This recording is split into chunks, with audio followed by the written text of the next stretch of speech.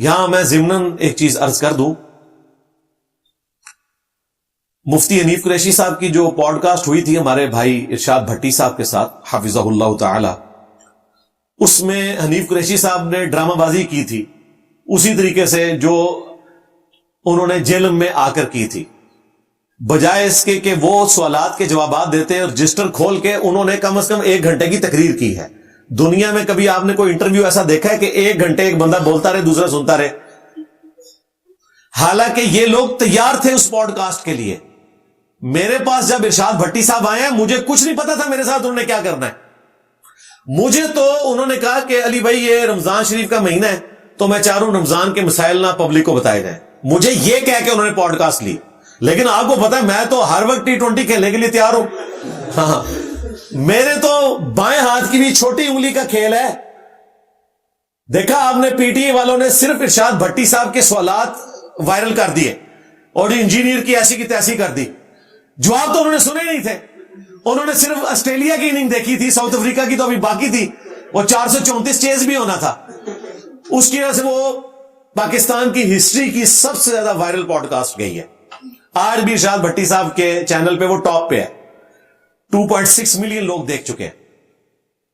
تو مجھے تو پتا بھی نہیں تھا، الٹا مجھے انہوں نے کہا میں رمضان کے مسائل پوچھنے ہیں۔ جب وہ شروع ہوئے نا اور وہ ڈگری والا معاملہ شروع ہوا، میں ٹالریٹ کرتا رہا، میں نے کہا یار یہ کیا پوچھ رہے ہیں، حالانکہ میرے لیے وہ نارمل سوال تھے۔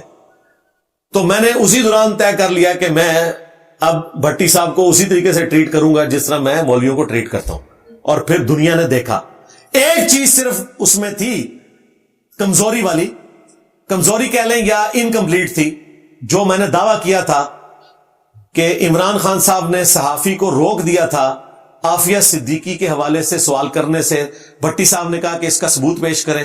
اللہ کا شکر ہے ان کی پوڈ کاسٹ اپلوڈ ہوئی، اگلا سورج ہمارے اسٹوڈنٹس نے اپلوڈ نہیں ہونے دیا، وہ صحافی بھی دریافت کر لیا اور وہ فیمیل صحافی بھی دریافت کر لی اور ان کے ویڈیو بیان چلا دیے۔ وہ ہم نے پھر بھٹی صاحب کو بھیج دیا اور بھٹی صاحب نے مان لیا کہ انجینئر صاحب آپ کا یہ دعویٰ بھی درست نکلا، کیونکہ آپ کو پتا ہے کہ بھٹی صاحب ذرا پی ٹی اے کی لائن لیتے ہیں نا۔ اب وہ اللہ کا شکر ہے کہ اس جنگ کے بعد کچھ نارملائز ہو گئے۔ میں ہم کہتے ہیں کسی صحافی کا کام نہیں کہ کسی جماعت کی لائن لے، صحافی کو رپورٹر ہونا چاہیے، کسی سیاسی جماعت کا فرنٹ مین نہیں بننا چاہیے۔ تو بھٹی صاحب مان گئے کہ واقعی خان صاحب نے اس وقت غلطی کی تھی، میں نے وہ سارے ثبوت ان کو بھیج دیے۔ یہ ایک چیز تھی، وہ بھی اللہ کا شکر ہے کلیئر ہوگی، اللہ کا شکر ہے۔ باقی عمران ریاض کے ساتھ جو کچھ ہونا ہے نا انشاءاللہ، میں تو انتظار کر رہا ہوں۔ ہاں، وہ تو میں ویڈیو بھی ریکارڈ کرواؤں گا اور انشاءاللہ وہ کہہ رہا تھا نا میں اکیڈمی آ کے آپ کو کھانا کھلاؤں گا۔ آپ نے کیوں کھانا کھلانا ہے، آپ تو مہمان ہوں گے، میزبان تو ہم ہیں، ہم آپ کو تیتر کھلائیں گے، گیلے تیتر نہیں، خشک والے آگ پہ بنے ہوئے، ہاں گیلے تیتر نہیں، ٹھیک ہے۔ تو وہ تو انشاءاللہ آپ کو تیتر بھی کھلائیں گے انشاءاللہ۔ گجرانوالہ میں تو ہمارے بہت سارے اسٹوڈنٹس ہیں اور وہ تیتر بھی میں پی ٹی اے کے جو سپورٹرز ہیں ان سے منگواؤں گا آن پیمنٹ انشاءاللہ، کیونکہ ہمارے اسٹوڈنٹس میں اکثر پی ٹی اے کے سپورٹر ہیں انشاءاللہ تعالی۔ تو بھٹی صاحب کے سامنے یہ مولوی جب بیٹھے ہوئے تھے، ان کی تیاری تھی باقاعدہ، انہوں نے وہ میچ دیکھا ہوا تھا۔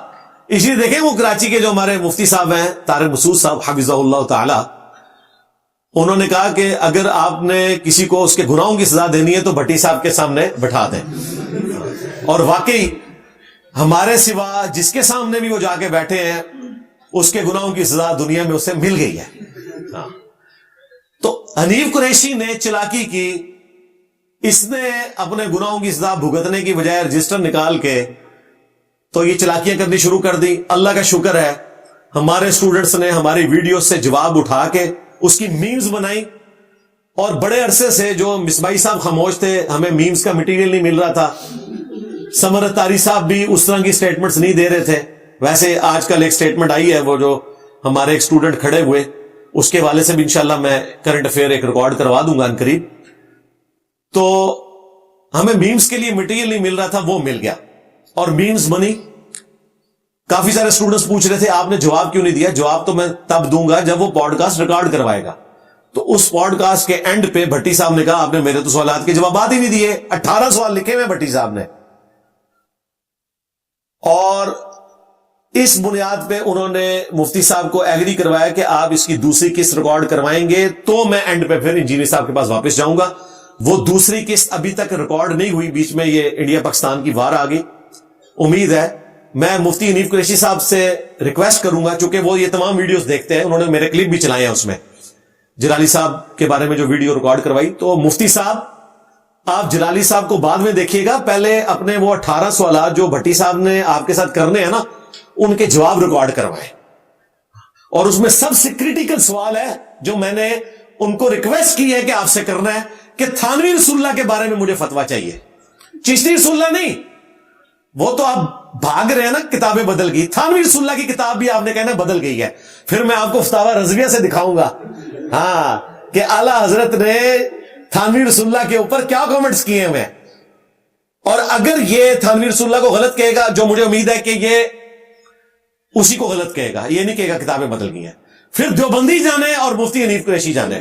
ہاں کیونکہ ابھی تک یہ اتنے مکار بنے ہوئے ہیں, ابھی تک آپ نے کسی بریلوی مولوی کو سنے کہ تھانوی رسول اللہ پہ بات کر رہا ہو, کیونکہ انہیں خطرہ ہے ہم کریں گے تو چشتی رسول اللہ نکل آئے گا. یہ سارے ایک ہوئے میں.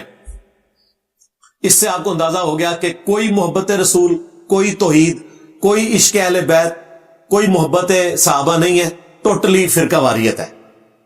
بس اس سے زیادہ کچھ نہیں ہے.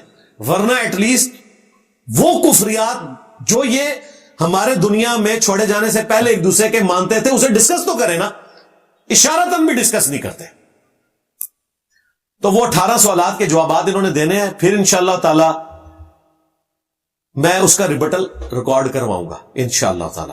اس لیے میں نے روکا ہوا ہے کیونکہ کافی سارے اسٹوڈنٹس آ کے کامنٹس کرتے ہیں نا, تو بھائی مفتی حنیف قریشی نے تو ابھی تک ایک سوال کا بھی جواب نہیں دیا. ایک دیا ہے, اس میں بھی ایکسپوز ہو گیا. ممتاز قادری صاحب, ہاں نہ غازی کہہ رہا تھا نہ شہید کہہ رہا تھا,